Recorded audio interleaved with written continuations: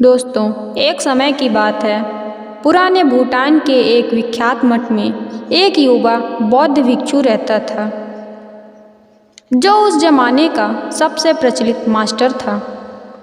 वह युवा बौद्ध मठ में मास्टर की सेवा करता था और उनसे जन समाज की शिक्षा ग्रहण करता था। वह युवा बौद्ध भिक्षु मेहनती और कार्य के प्रति ईमानदार था। वह मास्टर के द्वारा दी गई शिक्षा को वह पूरे लगन से अभ्यास करता था। वह युवा बौद्ध कभी भी मास्टर को शिकायत का मौका नहीं देता था। उसी कारण से मास्टर को भी युवा बौद्ध बहुत पसंद था। एक दिन मास्टर जी ने युवा बौद्ध को एक महत्वपूर्ण कार्य देने का विचार किया।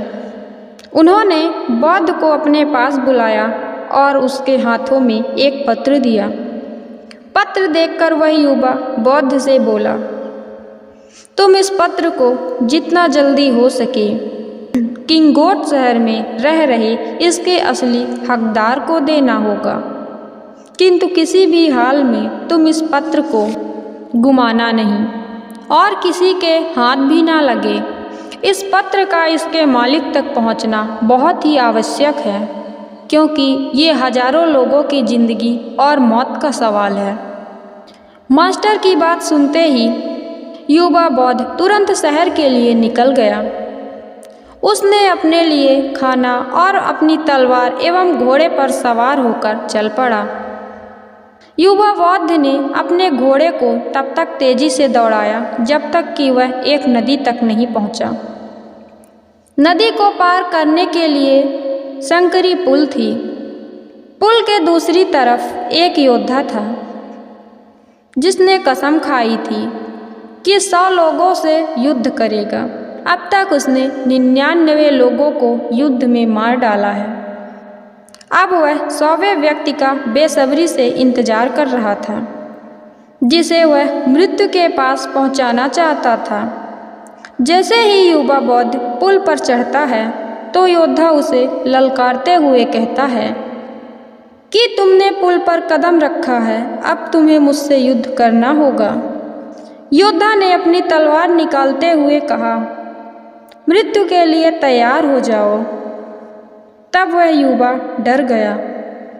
फिर उसे अपने गुरु द्वारा दिया कार्य याद आया तथा उसकी महत्वपूर्णता भी। उसने योद्धा से कहा कि उसे उस पत्र को लेकर उसके मालिक तक पहुंचाना है, अत्यंत आवश्यक है, और यह भी कहा कि पत्र देने के बाद वह उससे आकर युद्ध करेगा। योद्धा उसकी बात मानकर उसे आगे जाने देता है। पूरे मार्ग में वह पुल की घटना का स्मरण करता रहता है तथा आश्रम पहुंच जाता है। आश्रम पहुंचकर वह वहां के मास्टर के पास जाकर वह पत्र उन्हें देते हुए पुल की सारी घटना कह सुनाता है कि शायद मास्टर उसे कोई रास्ता अवश्य बताएंगे। लेकिन मास्टर उससे कहते हैं कि मेरे पास ऐसी कोई युक्ति नहीं है कि तुम उस योद्धा को हरा सको, लेकिन मैं तुम्हें मृत्यु का सामना करने के लिए एक उपाय बता सकता हूँ। जब तुम पुल के पास पहुँचना तो अपनी तलवार अपने सर के ऊपर रखना एवं अपनी आंखें बंद कर लेना। जब तुम्हें यह महसूस हो कि कोई ठंडी चीज़ तुम्हें छूने वाली है तो समझ लेना वह मृत्यु है। युवा बौद्ध यह सब सुनकर वहाँ से चल पड़ा। इस बार वह मृत्यु का सामना करने के लिए एकदम तैयार था। उसके अंदर न तो घबराहट थी और न ही डर। जब वह उस पुल पर पहुंचता है जहां समुराई उसका इंतजार कर रहा था, तो वह ठीक वैसे ही करता है। वह अपने हाथों से तलवार उठाता है और आंख बंद करके मौत के ठंडे स्पर्श का इंतजार करने लगता है।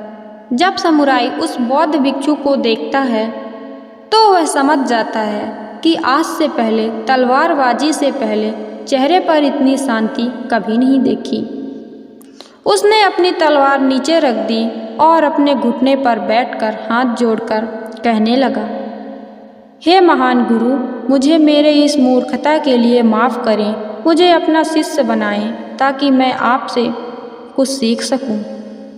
दोस्तों, वो बौद्ध भिक्षु हम हैं। कई बार हम ऐसी परिस्थिति में फंस जाते हैं और बाहर निकलने का कोई रास्ता नहीं समझ आता।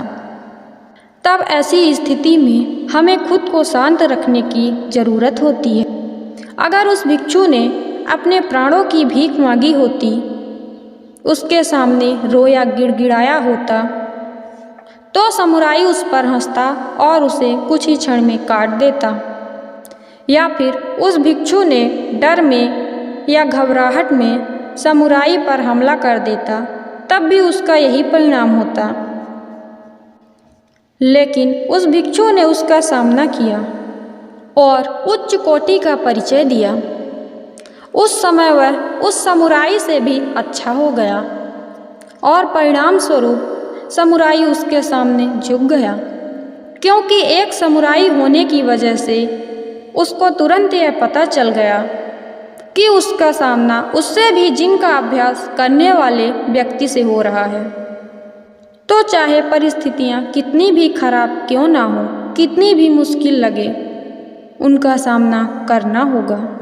तो चाहे परिस्थितियाँ कितनी भी खराब क्यों ना हो, कितनी भी मुश्किल लगे, उसका सामना करना।